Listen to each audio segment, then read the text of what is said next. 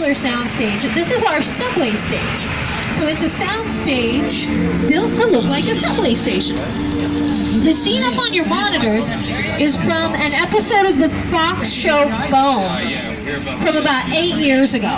So it's been a little while, but you can see this set still looks pretty much the same. It's what we call a standing set. That means it's a permanent structure, and that's what pretty much all of our backlot sets are. Our Western sets always look like Western buildings, our Metro sets always look like city streets, and our subway station is always a subway station. But hang on. You're platitude, congratulations. California. Okay, oh, this feels like the big one. Everybody hold on tight.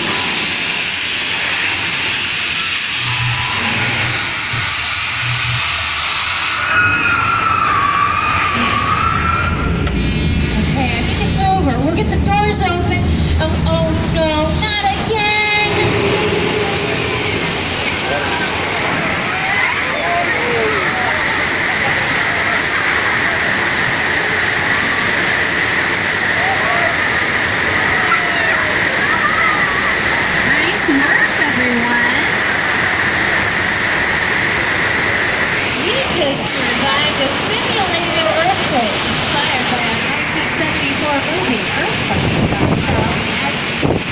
We don't really film in there very much. It's mostly just for the tour.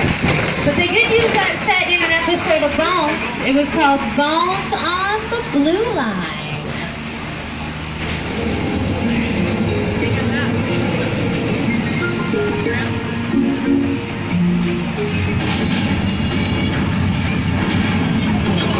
What's going on? Let's get out of here! The water main just broke!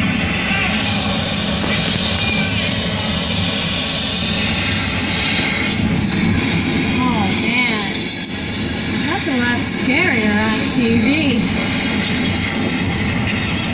Well, since we just shook you up, now we want to calm you down. It's only right.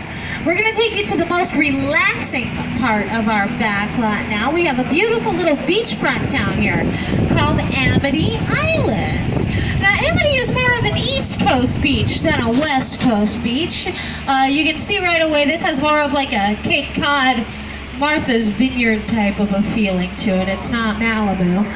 We got the, oh, there's a shark in the water. This is perfect. Oh, this is such good timing. You're going to get amazing photos. I love it when stuff like this happens. And we got the fishing village. Wait, is there still a diver out by the boat? Yep, there he is. Pete? Pete, did you see the shark? It looked like it was headed for you. Uh-oh. Pete, are you okay? Can you give me like a wave or a thumbs up? Pete? Pete? Oh, for Pete's sake, we're going to have to call that in. All right, don't panic, folks. We're safe here on the tram. We'll just pull forward and hang out behind these highly flammable gasoline tanks because that's not dangerous or weird. Now, I was going to tell you a little bit... Oh, something got a hold of the pier. If it's in the gas lines, that could be a problem, but I don't think anything's going to get... Okay, yeah, that's probably bad.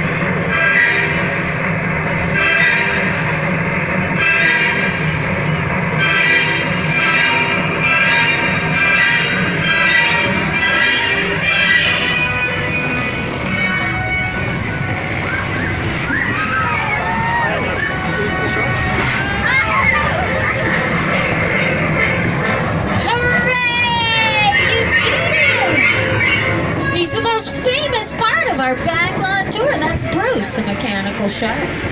He's the only shark in the world that swims the backstroke. Look at him, he's so talented.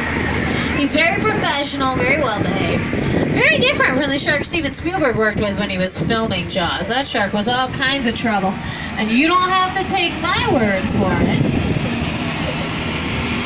That's a much more on the shark. The shark was frustrated. It didn't really work over the really work hard at all. Wherever you were on the island, you could hear the radio waves. They were always saying, the shark is not working. Repeat, the shark is not working.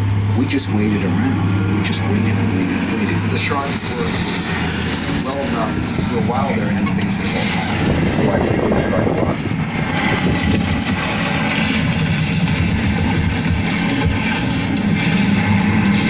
There's Steven Spielberg hanging out with his BFF. That's his best fishy friend.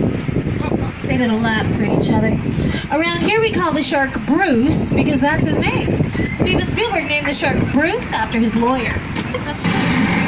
And now we are moving on up through the real estate portion of our backlot. Over on the left you get a quick glimpse of our Elm Street. No nightmares on that Elm Street. It's a different one. But it is where Boo Radley lived in To Kill a Mockingbird. And now they use it for shows like AP Bio and Good Girls. The house here on your right was built to be Miss Mona's Chicken Ranch for the best little whorehouse in Texas, starring Dolly Parton. And you see this house all the time. This is where Eddie Murphy lived in Norbit. This house is in episodes of Ghost Whisperer, The Mentalist, About a Boy. It's all over the place. And if you're really interested in Hollywood real estate, we are heading into probably the most popular neighborhood on our lot. I would be extremely surprised if you've never seen this neighborhood before because it's been filmed so many times. This is where Tom Hanks lived in The Burbs. It's where Christina Ricci lived in Casper. Nelly used this street for his Dilemma video with Kelly Rowland. And it was Wisteria Lane for Desperate Housewives. This is all the same street. Iron Dunk is the worst house in Canada.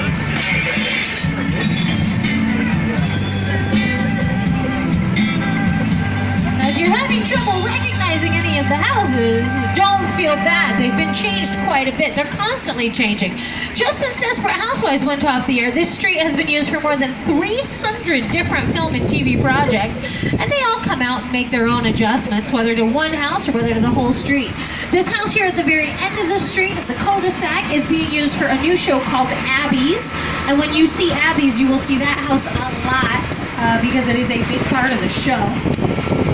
This street has been featured in movies like Why Him with Bryan Cranston and Neighbors 2 with Zac Efron, and it's in episodes of shows like Superstore and The Mindy Project, and there's a lot of history here too. The house here on the right was built back in the 1950s for a movie called Bedtime for Bonzo.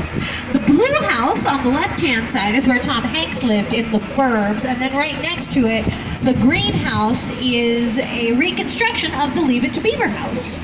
The lilac-colored house on the right-hand side is the original home of the Munsters. That was 1313 Mockingbird Lane, and that is still the original house.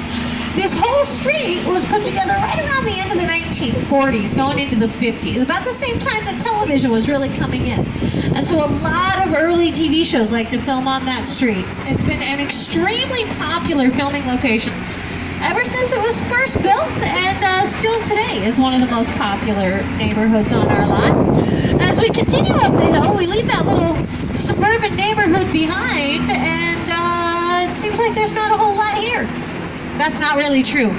There is a lot of undeveloped land, so we've got a lot of natural greenery and wildlife here, sort of a wilderness setting.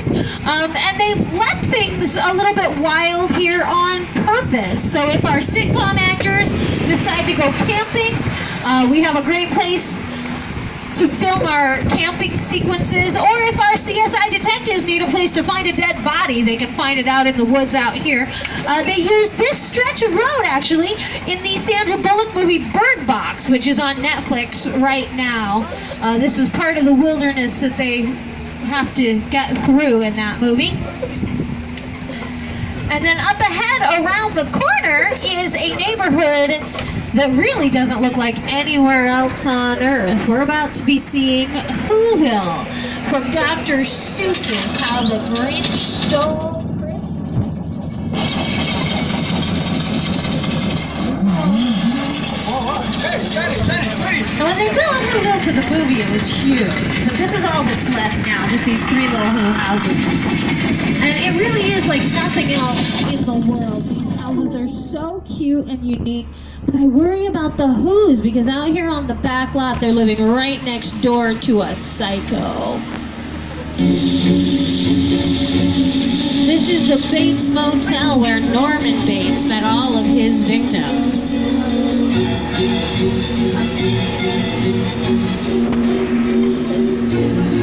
We all go a little mad sometimes. Up at the top of the hill is the Psycho House where Norman lives with his mother. Now, the Psycho House is neat. It's built slightly undersized, so when you stand at the bottom of the hill and look up, it looks like the house is farther away than it really is. That makes the hill look taller, makes Norman look taller standing next to the house. It makes everything just a little creepier. If you really want to be creeped out, sometimes you can see... Oh, it looks like he's home. Okay. No loud noises, no sudden movements. He's pretty sensitive. I think, yeah, he's in a bad mood today. Might be because his backyard is a total disaster. This is the colossal crash site from Steven Spielberg's War of the Worlds. That's a real 747, and it was destroyed on purpose to film this unbelievable scene.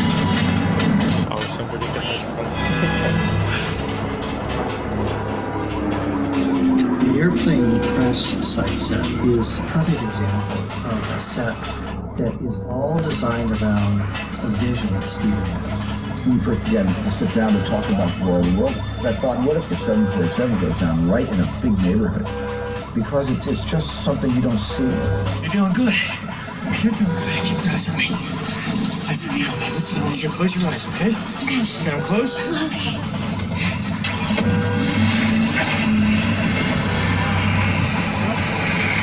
Robbie, get in. Get in. Once again, this is War of the Worlds, starring Tom Cruise and Dakota Fanning. A lot of directors might have settled for a computer-generated plane, but not Steven Spielberg. He wanted the real deal. And if Steven Spielberg says he wants a real plane, he's gonna get a real plane. Alright, everybody, we are in the home stretch. We'll be back in the theme park in about 10 more minutes, but we still got a couple cool things to look at on the way there. On the other side of this fence to your right, you can see our comedy cabin built for the great outdoors with John Candy and Dan Aykroyd.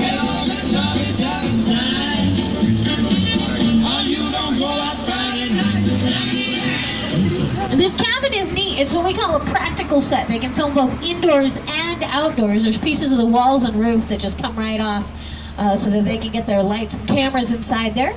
And you've seen this cabin in movies like Shooter with Mark Wahlberg, and it's where Craig T. Nelson's character lived in the show Coach back in the 90s. Now, off in the distance, there's a big blue wall over there. I don't know how well you can see it because they have a fence up right now, but I can show you how it looks on screen.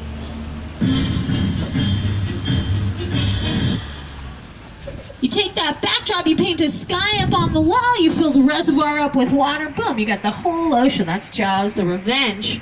They used that same reservoir for Dunkirk with Harry Styles, and a couple years ago, Clint Eastwood used it to recreate The Miracle on the Hudson for Sully.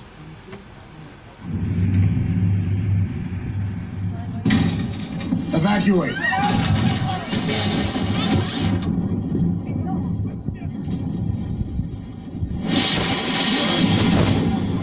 So all of this was filmed here on the Universal lot. They added digital images of New York to make it look like the Hudson River, but nope. Universal backlot, Southern California.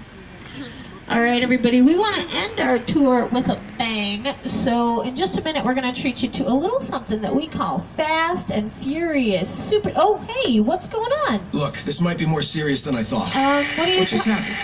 Okay. This is a secure line. No, I Who actually are you? have no idea what's happening here. I'll tell you who I am, boy. I'm the reason bad guys use a nightlight. I'm the reason the boogeyman begs his mama to look under his bed. and I'm the reason you just lost control of this whole operation.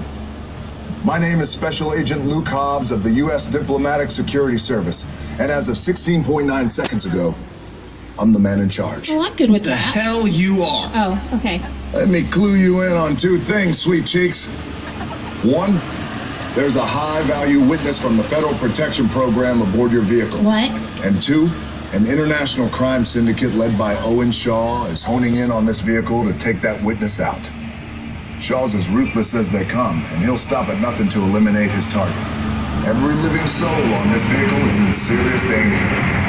Other than that, enjoy the ride. This is not your jurisdiction. It is now, stink pickle. I'm so tired of you state guys stepping in just whenever you feel like. Mute him. Okay. Yep. All right.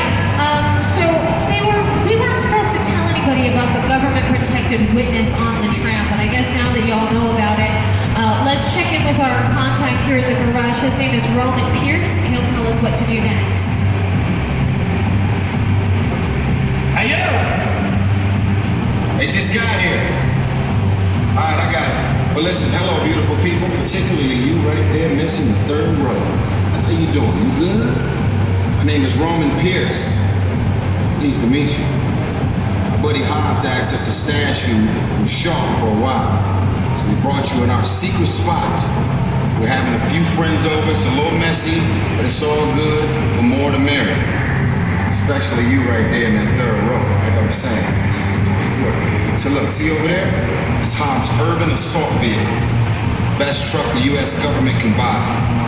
But that work of art back over there was made by my man Tej. Think of it as like a Mona Lisa on wheels.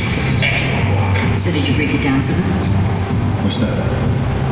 You had one job to do, Roman, one. All right, look, guys, we're gonna keep Shaw from finding you, but to keep you safe, we need your help. We don't want the syndicate tracking us here, so put away your cameras and turn off your cell phones. One flash or one ringtone could give us away. I need y'all to take this real serious. Okay, pull into the next bay and we'll meet you in there. All right, guys, we're gonna hang out in the party bay. We're gonna blend in with the crowd here. Act like we've been here for a while already. And hopefully throw Owen Shaw off the set.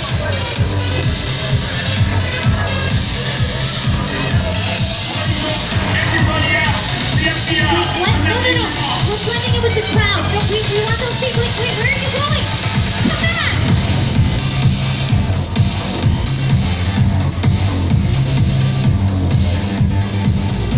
This is what we're doing. This is the race. They have the party. And what the other? Roman Pierce, FBI, don't move.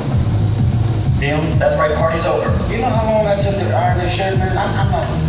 You're under arrest right now. Ladies, just back up a little bit. I got it. It's lightweight. First of all, I don't work for you. Oh, really? Well, tell me, Roman, who do you work for? We don't work for nobody. Complex suggestion clear out of here, otherwise we can't guarantee your safety.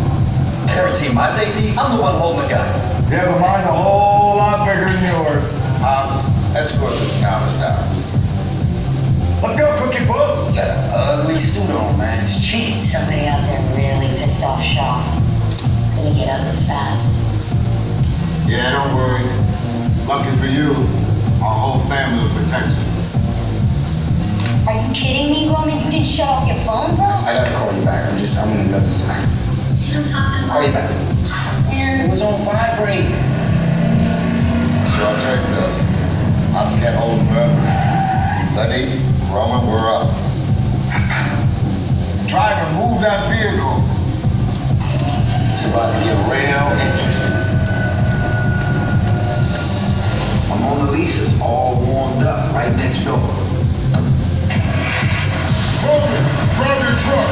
I need you and Letty ready to roll. All right, folks, things are getting serious. They're sending us to the secret floor of our parking structure to lay low. Now, hopefully we can just hide out and stay quiet for a little bit, but if you still have your 3D glasses, you should put those on right now. The 3D glasses will serve as protective eyewear, just in case things get wild in here.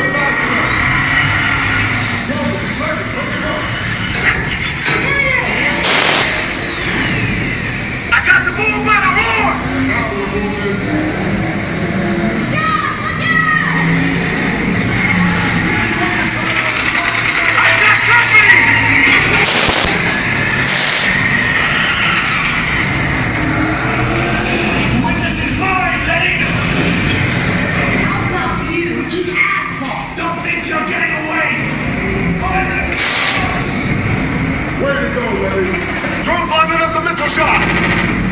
Not gonna happen! Don't worry, I got this! Roman, don't shoot! Head with the bridge! Under construction! Everybody hold on!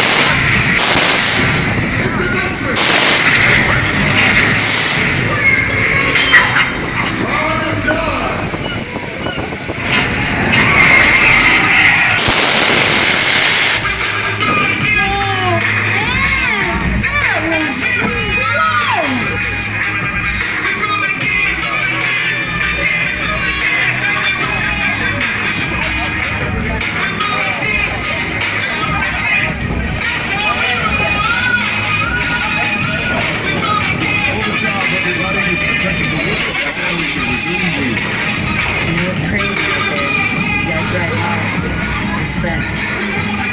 Now my Mona Lisa got messed up a little bit, but it's all good. We got through it. Y'all held us down. Appreciate it.